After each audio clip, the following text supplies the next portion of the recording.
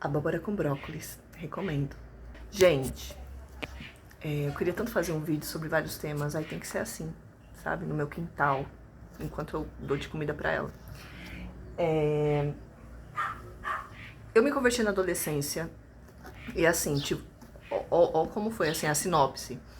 Eu não frequentava igreja nenhuma, eu tive um encontro com Jesus na minha casa, sozinha. E a partir daquele momento minha vida começou a mudar, eu quis mudar.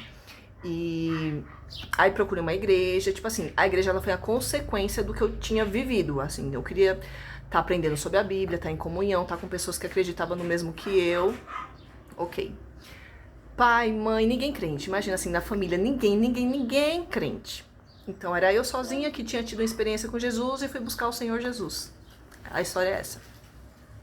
Só que eu cheguei na adolescência, por consequência, convivia com muitos jovens e adolescentes, das igrejas que eu fui, das igrejas que eu frequentei.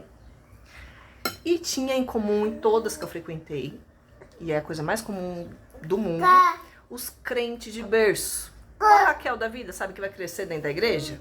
Queria falar sobre isso.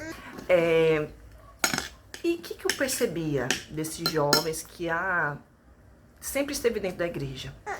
Gente, não são todos, mas eu acho muito importante falar sobre isso, para que você, pai, você, mãe, medite sobre isso, pense sobre isso, se vale a pena, e para que você, jovem, se desperte. É muito importante esse tipo de vídeo. O que acontecia?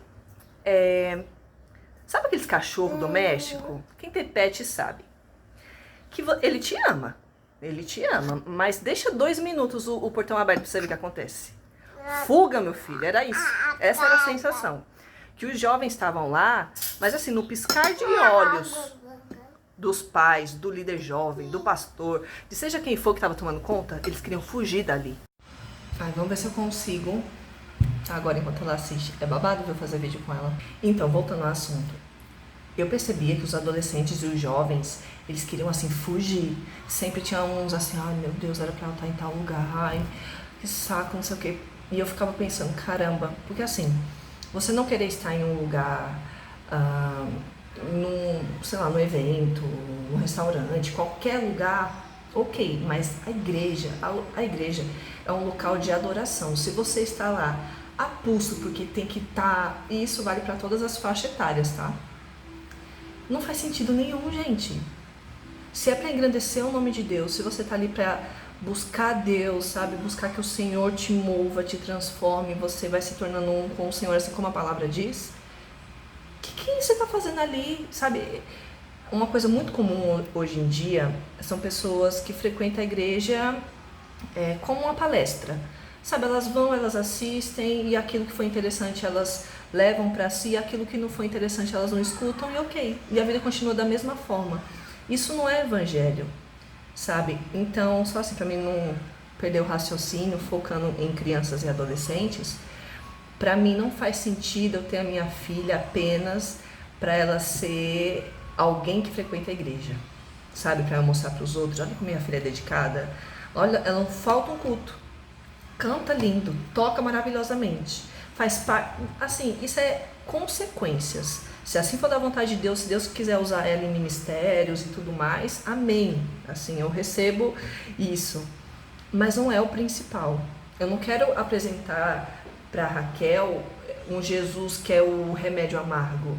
Eu quero apresentar o Jesus que é a água, sabe? Para quando ela tiver sede, ela só Jesus. Sabe quando a gente tá com sede, pode botar Coca-Cola, o refrigerante, o suco melhor do mundo, mas só a água que mata a sede, pronto. Eu quero mostrar essa água viva que é Jesus Cristo. Porque senão não faz sentido. Sabe qual é o sentido de eu criar minha filha? Gente, eu tô falando isso numa ótica cristã, tá? Espiritual.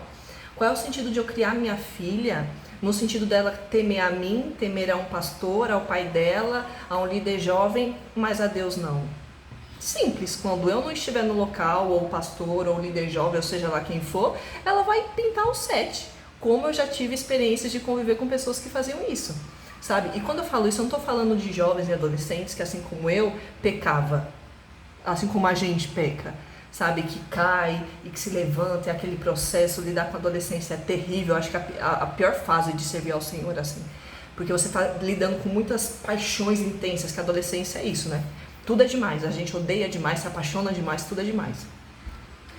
E justo nesse momento, você oprimir uma pessoa, sabe, tem que ter muita sabedoria. E eu ficava na minha cabeça, e aí, como é que é? Como é que é você criar um filho na presença de Deus sem obrigá-lo a isso? E o óbvio veio. Certos questionamentos, a resposta óbvia é a mais válida, que é viver o que eu falo. Se eu quero mostrar para minha filha o quanto o reino de Deus é bom, o quanto a presença de Deus é agradável, o quanto Jesus me preenche, eu preciso viver isso. E aí a minha mente virou o seguinte: estou grávida, vou ter uma filha, eu preciso melhorar. Se eu buscava a presença de Deus, eu preciso buscar dobrado. Se eu buscava ter uma vida assim, de não envergonhar o evangelho, sabe, de ter uma conduta ok, né, dentro de todas as minhas misérias e pecados, eu preciso fazer muito mais para que ela veja essa verdade acontecendo na minha vida. Às vezes a gente está tão focado em ensinar os nossos filhos qual é o caminho certo, mas a gente não está dando isso aqui de exemplo, porque os nossos filhos nos observam, né? Então, é que nem tem uma historinha que diz assim, que o filho é como se fosse uma fabulazinha, não sei se foi baseado em fatos reais também, que um menino chega para o pastor e fala assim: eu queria morar dentro da igreja, né? Que a gente comesse aqui, que a gente assistisse aqui, que a gente dormisse aqui. Aí o menino fala isso pro pastor, aí o pastor fica todo maravilhado e fala: você gosta tanto assim de estar na igreja? Aí ele falou: não, é porque aqui meu pai não bate na minha mãe, aqui meu pai não grita com a gente, aqui meu pai não fala um monte de palavrão. Então, eu escutei essa fabulazinha, aprendi há muitos anos atrás, e ficou isso também na minha cabeça. A gente precisa entender que o culto, que a igreja, que aquele momento de adoração, ele é uma consequência. Ele não é a motivação, ele é a consequência da minha motivação, que é Deus. Porque senão a gente vai começar a voltar lá na Arca da Aliança, né? Onde está a presença de Deus? Está ali. Aqui em casa não, aqui em casa é bagunça. Aqui em casa, mas quer buscar a presença de Deus, é lá na igreja. Gente, não é assim, né? A própria palavra do Senhor diz que o Senhor não habita em templos construídos por mãos de homem. O que isso quer dizer? Que o Senhor não está na igreja? Não. Mas é porque o templo é isso aqui. Somos nós, o Senhor habita em nós.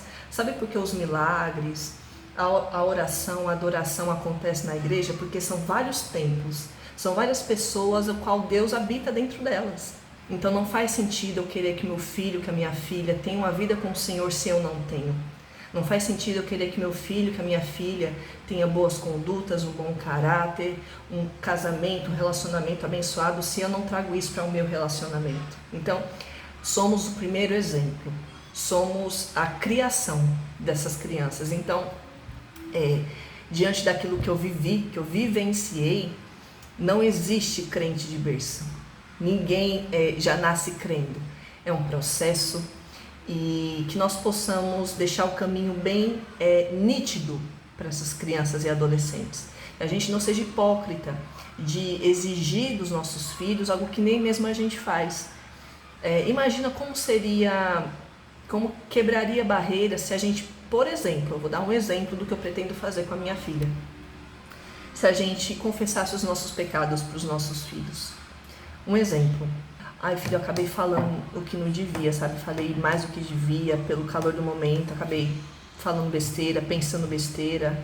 Tô com problema de liberar perdão, de perdoar. Ora comigo pra gente pedir a Deus para que Deus molde o coração da mamãe, sabe? Porque eu preciso melhorar tanto ainda. Como isso vai abrir... Gente, esse é meu ponto de vista. Talvez eu tô aqui no mundo da Disney e nada disso vai fazer sentido, mas eu vou tentar. Como isso vai abrir lugar para o dia que ela cometer um erro e falar: mãe, eu errei, aconteceu tal coisa, e aí tem uma amizade, e aí tem uma cumplicidade. Eu sei, gente, que na teoria é muito mais fácil que na prática, mas é algo que eu vou buscar sim, porque a gente precisa ser um elo dessas crianças, um elo de informação, um elo de verdade. Por quê?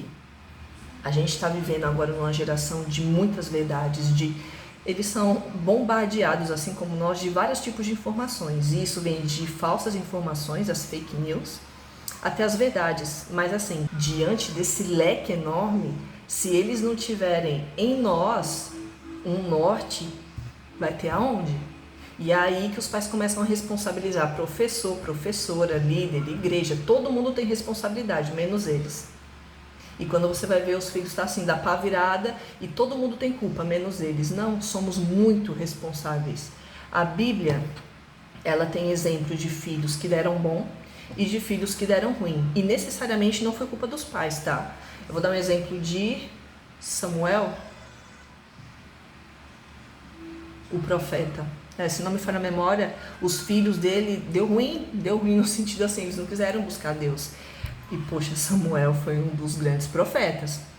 A questão se você fizer o seu melhor, enfim, não vai se culpar, não é esse tipo de coisa que eu estou trazendo nesse vídeo. Eu estou querendo dizer que a nossa responsabilidade como pais e cristãos, acima de qualquer versículo que a gente possa falar, é a palavra que a gente tem que viver. Entendeu? Aí sim a gente vai ter autoridade de falar, porque a palavra de Deus diz. Porque o que adianta eu chegar e falar assim, a palavra de Deus diz isso, mas eu tenho uma vida completamente contraditória. Eu sei que somos falhos e a gente erra constantemente, mas o mínimo, o básico, é nossa obrigação. O buscar, o ter uma vida transformada, o ter uma vida que diferencia a sua vida do que aquele que está longe de Deus, é o mínimo. Então, gente, é isso. Em resumo, você cristão que... Eu falei no exemplo de pais porque eu acho muito importante bater nessa tecla e é algo que eu estou vivendo agora e é tudo muito novo e muito intenso. Mas você que quer convencer alguém de algo, se você acha importante, e é importante para o cristão passar o evangelho adiante, antes de qualquer palavra, seja, busque, mostre, porque... de palavras o mundo já está cheio, de informações o mundo já está cheio. Então quando você mostrar Jesus, e aí eu não estou falando de você ser perfeito, eu estou falando de você buscar aquele que é perfeito, aí você vai ver que vai ter bons frutos. Pelo menos se você não tiver bons frutos no sentido de seu filho, sua filha está buscando, ou até qualquer outra pessoa, a palavra de Deus, mas você vai ter a paz de saber que você apresentou a fonte. E a pessoa foi lá e quis beber da fonte do Senhor Jesus. Não você colocando ali a pulso, mas você mostrando o quão bom e quão saciável é a presença de Deus. Como algo agradável e não opressor. Tá bom, gente? Espero ter ajudado de alguma forma. Que Deus abençoe vocês. E se gostou, curte aí, né? Fortalece. Tchau, tchau.